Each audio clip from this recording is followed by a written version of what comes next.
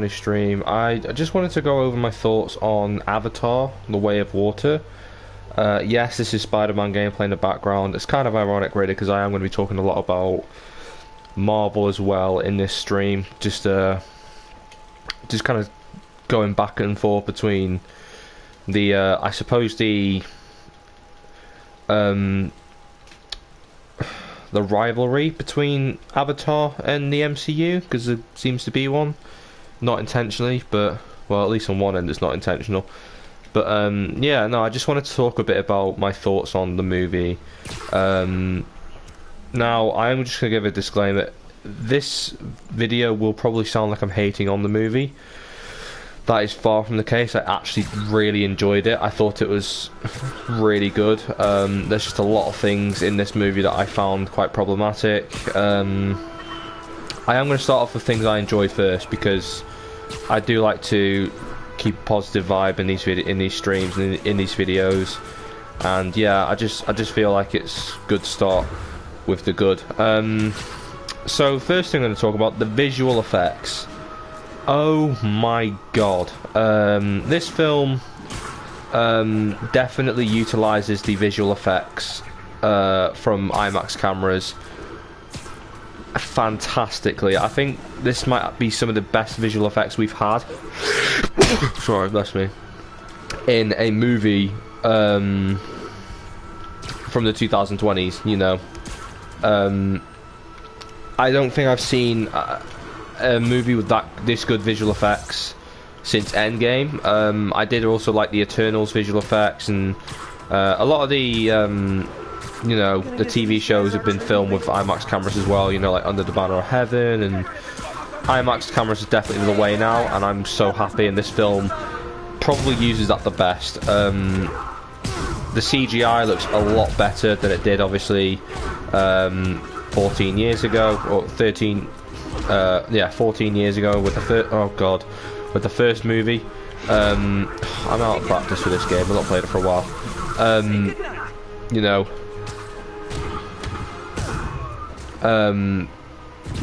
it looks miles better than the first one, which I feel like is a massive improvement.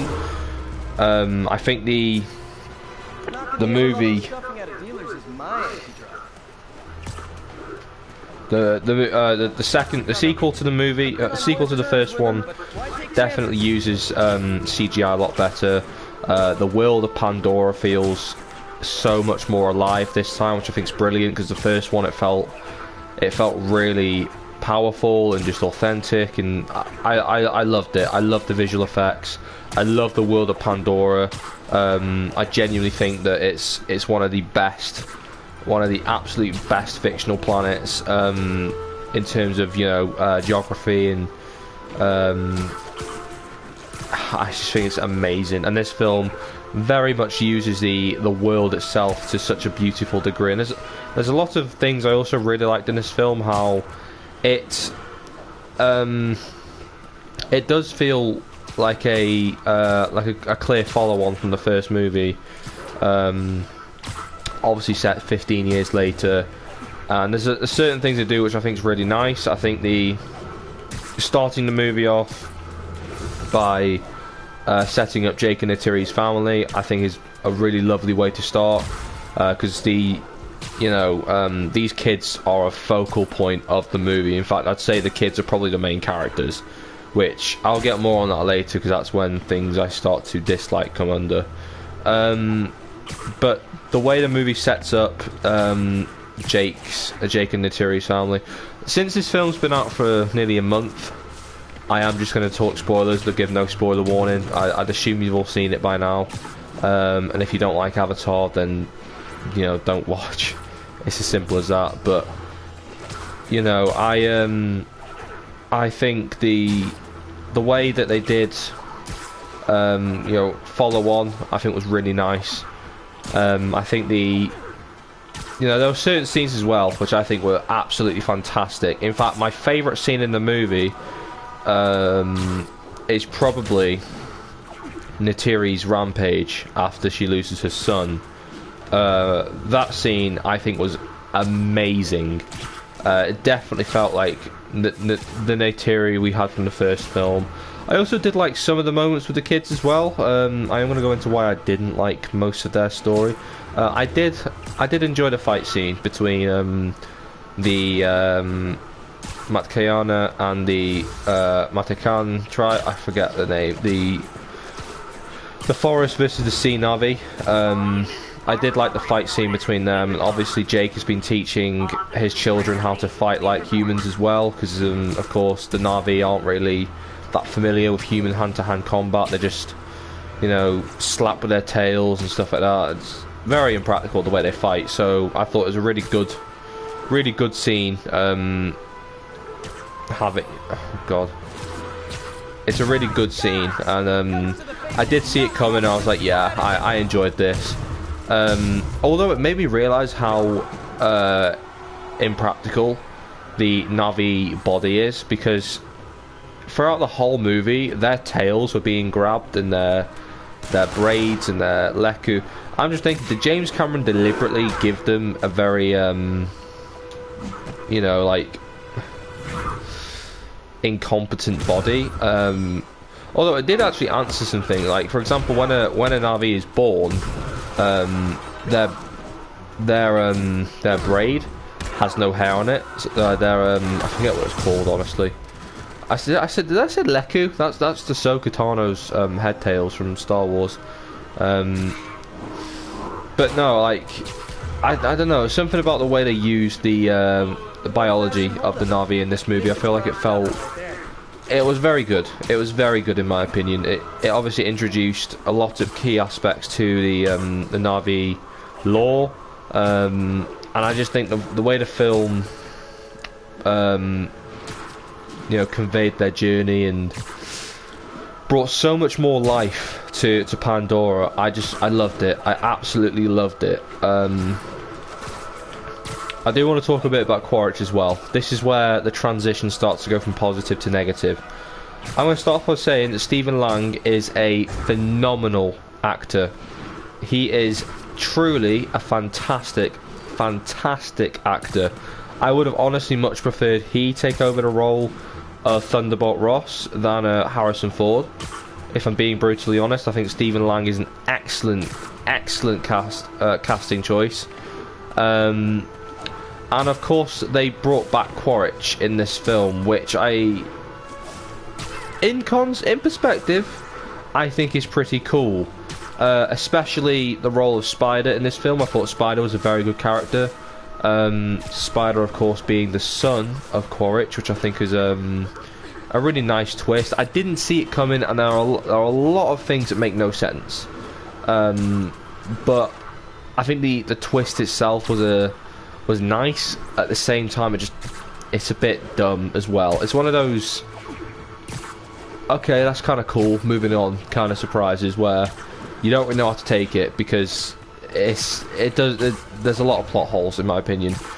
But honestly, I think the film is definitely shining in a lot of areas, and Quaritch is definitely one of the best characters of the film. I do like how it's a much more younger version of Quaritch, so he kind of does, he still possesses that empathy, that emotional connection.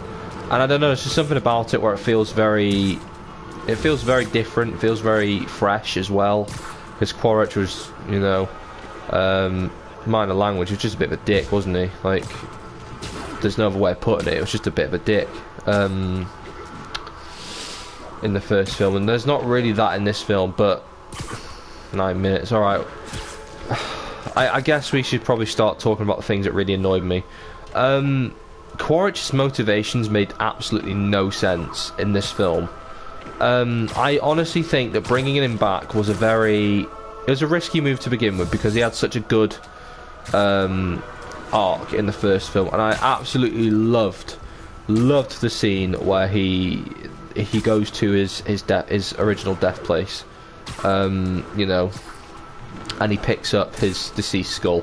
I honestly think we should have gotten something like that in Star Wars, in the sequel trilogy. I think that was such a gripping and dark scene, and I feel like it's perfect.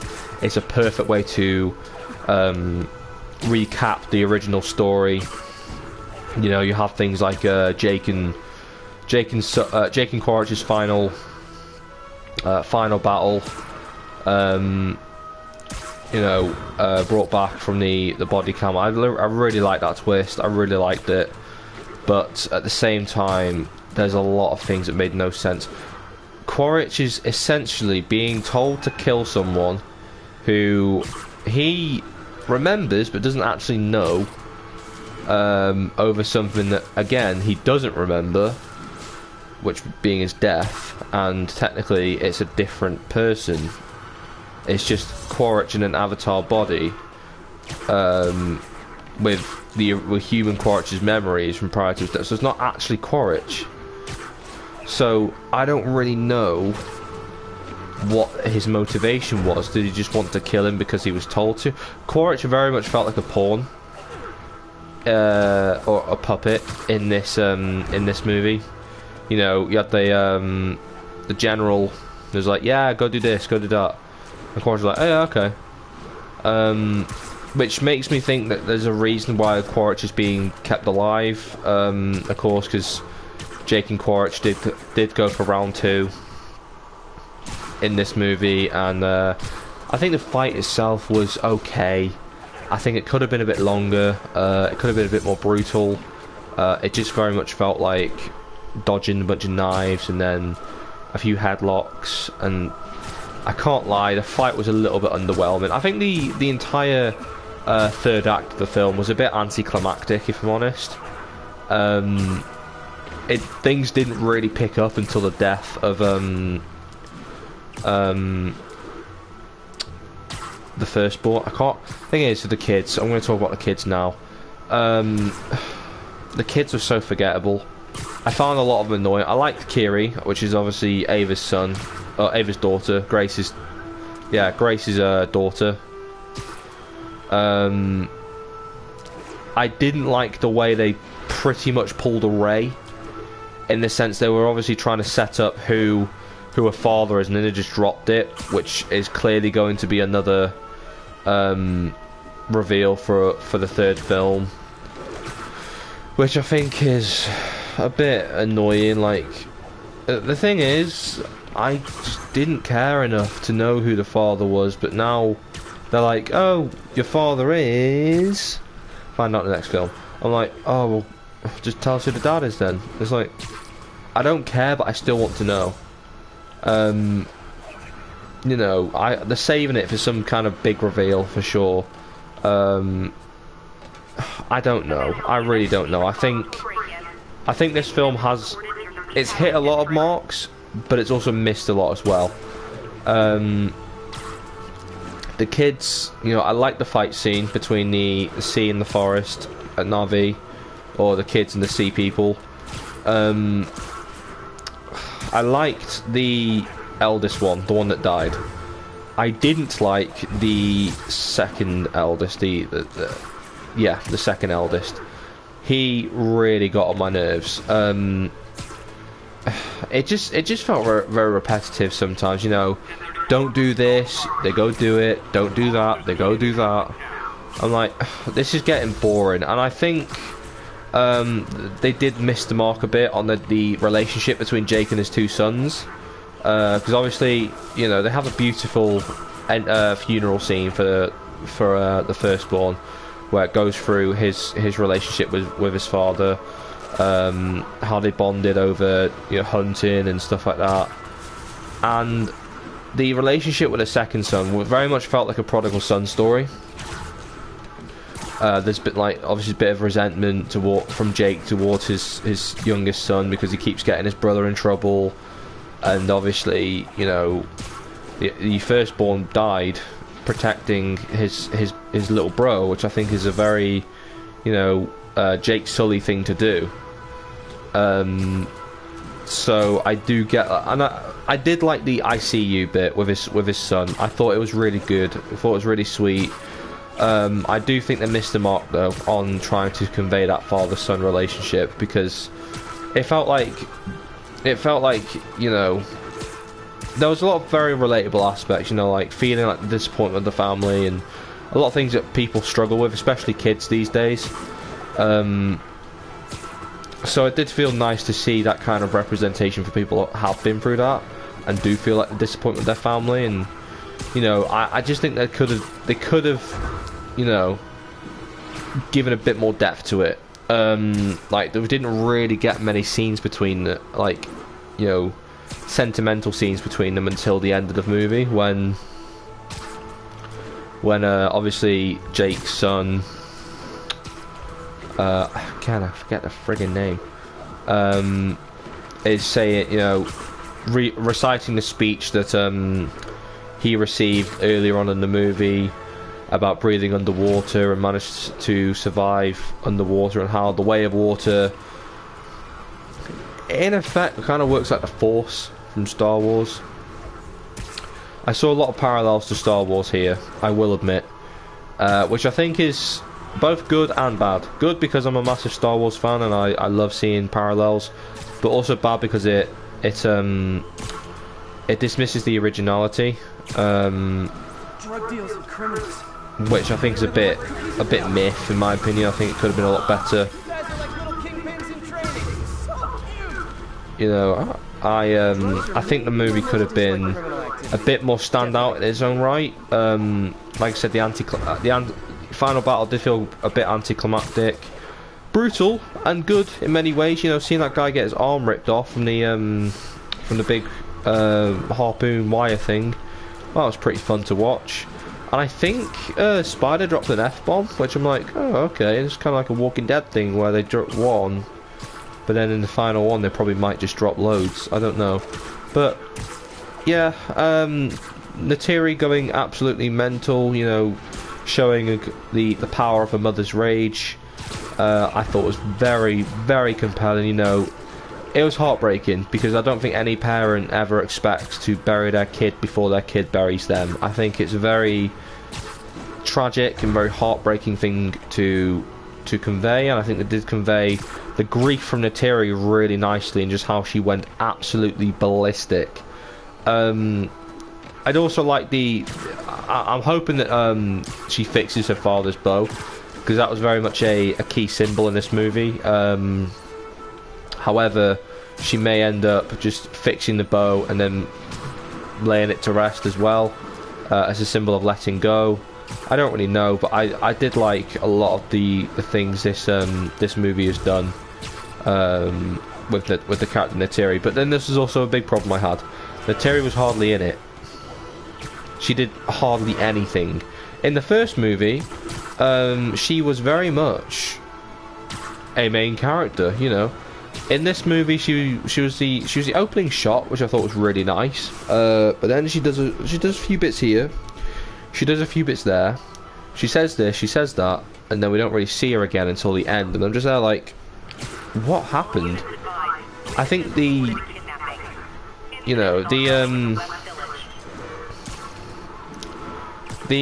clear focus on the kids in the second movie, in my opinion, was a bit weak. I would have made it still very much Jake and Neytiri's story and navigate it through their perspective as a mother and father, and you know, go through, because I'm glad they did the kid story, but at the same time I'm there like, they had too much focus. I think this is still very much a story about Jake Sully and Neytiri. So for the fact they felt like side characters in their own movie, I thought was a bit anticlimactic, a bit underwhelming. And also, I feel like the story is becoming very predictable in many ways, which I do not think is a good thing at all. I think the movie is not feeling very... It just doesn't feel very gripping enough.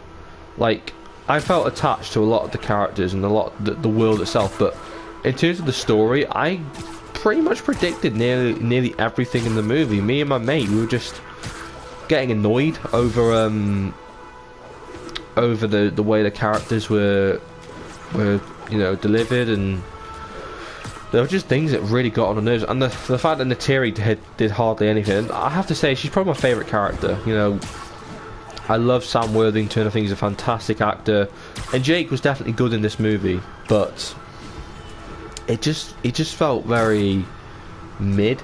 And the reunion between Jake and Quaritch was, in my opinion, the most disappointing aspect of the film. It felt very I was so underwhelmed by the reunion between these two. Bear in mind they hate each other. You know, let's put things into perspective here. Quaritch literally tried to kill Jake. Quaritch and Jake hate each other. Yeah, it felt like they were only fighting out of convenience in this film, because obviously Quaritch was told what to do, and I was thinking, what went wrong? Jake, you know, they don't feel as powerful as they used to. In the first film, they felt like really strong, significant figures, and now they just feel, I don't know, like they're past it. I love the dynamic of them both being fathers, and I love the fact that Quaritch paralleled Jake's journey, discovering the ways of the Na'vi, as Jake did in the first film. But it felt very forced and rushed to some extent as well. It's not something I personally agree with. I think the way that Spider was bringing Quaritch back to some form of rational thinking, I thought was good, but at the same time I just felt weak as well. And seeing these two, like, I think they should have fought way earlier on in the film. I genuinely think they do. I think they should have fought before, probably have Quaritch get the upper hand, or no, maybe get Jake get the upper hand, but I don't know, maybe one of the kids gets injured or something, so Jake has to pull out the fight, and then maybe have them fight again at the end of the film. I just felt really underwhelmed. I liked how Neytiri said she'll kill him 1,000 times more if she has to. I loved that line. I thought it was really good, and really, you know, because in a way, even though it was Neytiri that struck the final blow, it was Jake that truly killed Quaritch. Just setting up that final showdown, opening up Quaritch to, you know, to really give Neytiri the chance to finish him off. I don't know, I loved the way the first film did it, and this one just didn't hit the mark, in my opinion. I think the reunion between Jake and Quaritch was very, very anticlimactic, you know, and there's no shock factor as well. There's no shock factor. Bearing in mind that Jake and Neytiri both saw this guy die, and then they see him again 15 years later, threatening their children. By the way, literally threatening their children several times. Several times they had the kid's friend. You know, when Neytiri reunited with Quaritch, the reunion between Neytiri and Quaritch felt much more deep and powerful than Jake and Quaritch, which makes practically no sense at all. And yeah, I just felt really underwhelmed by that aspect of the film. Like I said, there's a load of things the film did brilliantly. You know, the visual effects, the CGI, you know, Neytiri just in general, they just didn't do enough of her, in my opinion. I think she was very underused in her own movie. Same with Jake.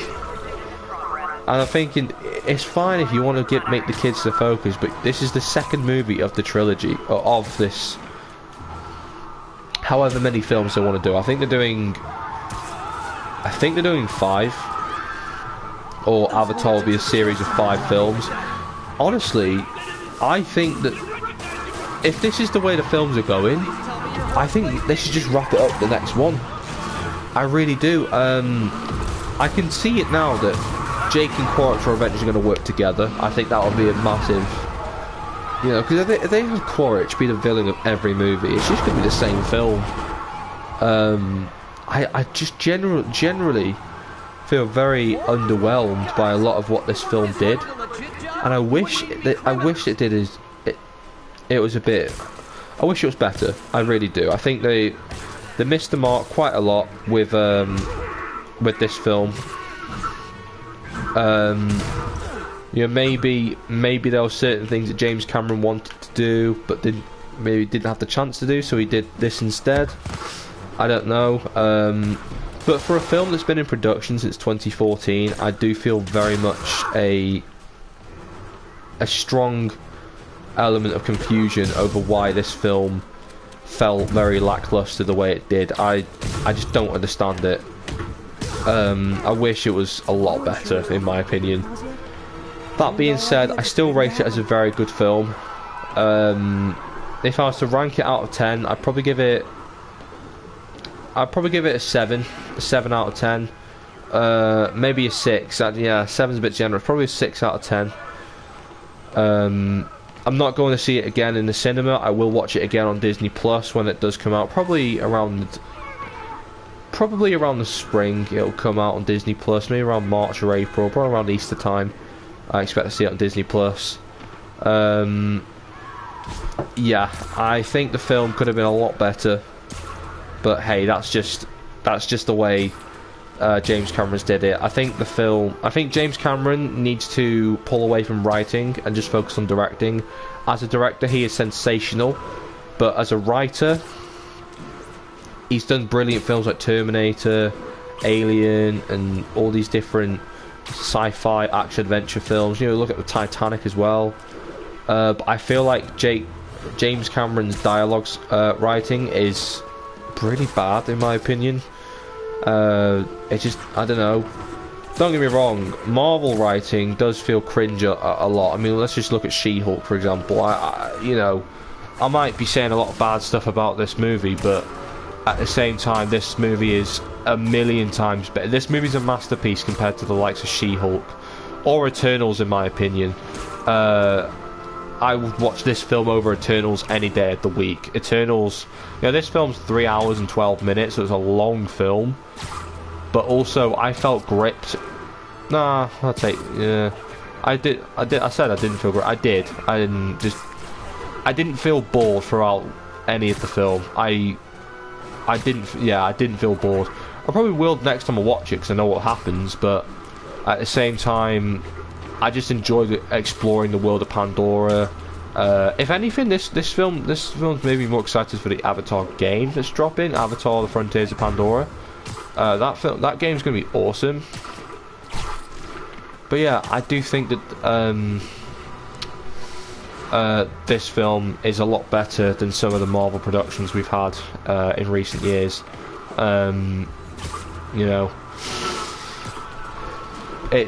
It's definitely got its pros as well as its cons.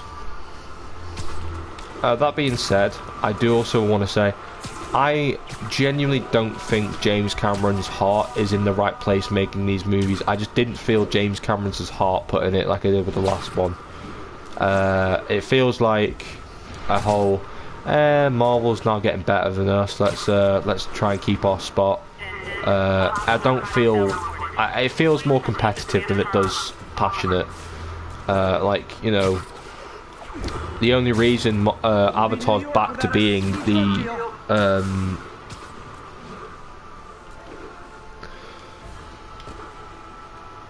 only reason Avatar is being, back at being the #1 film of all time is because China re-released it during COVID. You guys are like little kingpins in training. So cute.